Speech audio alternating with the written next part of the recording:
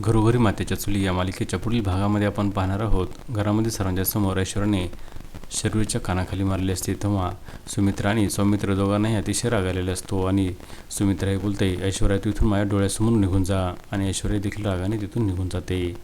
त्यानंतर आपण पाहतो जानकी ही ऋषिकेशला जेलमध्ये भेटण्यासाठी गेलेली असते आणि ती जेलमध्ये ऋषिकेशला बोलते, ऋषिकेश तुमची ही जानकी तुमच्यासाठी अडणार आहे आणि तुम्हाला इथून लवकरच सोडवणार आहे. त्यानंतर आपण पाहतो शर्वरी ही अंधारामध्ये राहुलला भेटण्यासाठी गेलेली असते आणि ती राहुलला बोलते, राहुल मला खूप भीती वाटत आहे. बाजार समितीमधून पैसे हे तू चोरलेले आहेस हे जर जानकीला समजले तर. आणि त्यावेळेस पाठीमागून आवाज येतो, ऑलरेडी समजलेला आहे. आणि तेव्हा राहुल आणि शर्वरी दोघेही घाबरलेल्या अवस्थेमध्ये पाठीमागे वळून पाहतात तर त्या ठिकाणी जानकी आलेली असते आणि जानकी बोलते, शर्वरी राहुल मला तुमच्याकडून ही अपेक्षा नव्हती.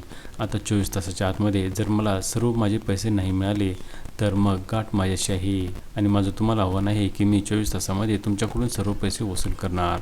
आणि तेव्हा शर्वरी आणि राहुल दोघेही घाबरतात. आता पुढे येणाऱ्या भागामध्ये 24 तासामध्ये कशाप्रकारे जानकी ही आपले सर्व पैसे वसूल करणार हे पाहणे अतिशय रंजक ठरणार आहे. घरोघरी मातेच्या चुली या मालिकेचे सर्व अपडेट्स पाहण्यासाठी आमच्या चॅनलला लाईक करा, शेअर करा आणि सबस्क्राईब करायला विसरू नका.